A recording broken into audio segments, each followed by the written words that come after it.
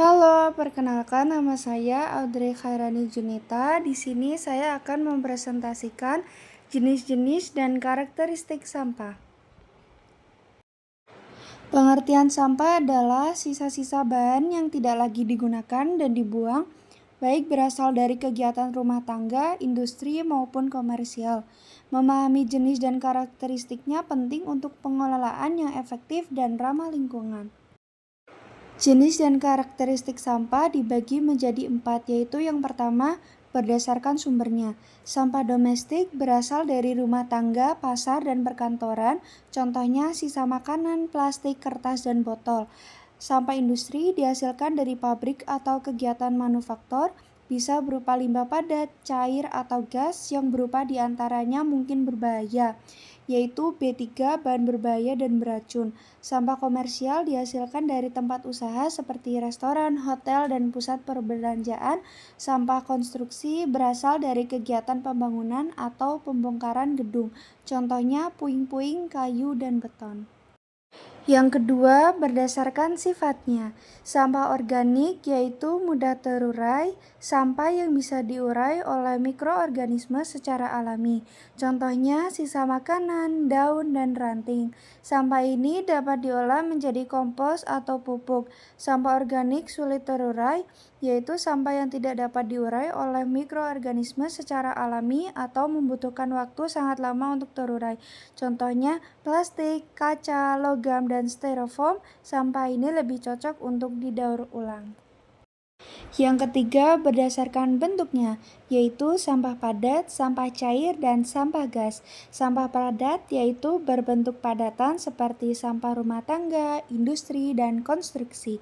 Sampah cair berbentuk cairan seperti limbah pabrik atau sisa minyak. Yang terakhir, sampah gas berbentuk gas seperti emisi dari cerobong asap pabrik. Seperti yang sudah saya tampilkan pada gambar tersebut, mari kita lihat contoh wujud sampah. Di sebelah kiri adalah sampah padat seperti sampah plastik dan botol yang sering kita temukan. Di tengah kita melihat asap dari pabrik yang merupakan contoh sampah gas, dan di kanan ada limbah yang mencemari air. Ini adalah sampah cair. Jadi sampah hadir dalam berbagai wujud, yaitu padat, cair, dan gas yang semuanya memerlukan penanganan yang berbeda. Terakhir, yang keempat, berdasarkan kandungan bahan berbahaya, yaitu B3. Sampah biasa, sampah yang tidak mengandung bahan berbahaya seperti sisa makanan atau kertas. Yang kedua, sampah bahan berbahaya dan beracun, sampah yang mengandung bahan berbahaya seperti baterai bekas, limbah medis, atau pestisida. Sampah ini memerlukan penanganan khusus untuk menghindari dampak negatif terhadap lingkungan dan kesehatan. Pencegahan dan pengelolaan sampah. Setelah memahami jenis dan karakteristik sampah, langkah selanjutnya adalah mencegah dan mengelolanya dengan benar. Prinsip yang paling umum digunakan adalah 3R: reduce, reuse, dan recycle. Yang pertama, reduce, mengurangi. Contoh simpelnya yaitu menggunakan botol minum isi ulang. Yang kedua, reuse, menggunakan kembali. Contohnya, jadikan kaleng bekas sebagai pot tanaman atau tempat pensil. Yang ketiga, recycle, yaitu mendaur ulang. Contohnya, mendaur ulang kertas, plastik, botol, dan kaleng. Jadi, kita sudah mengetahui bahwa sampah bukan hanya masalah, tapi juga tantangan.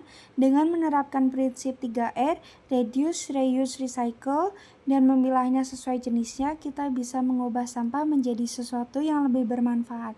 Bersama-sama kita bisa menciptakan lingkungan yang lebih bersih dan sehat. Terima kasih.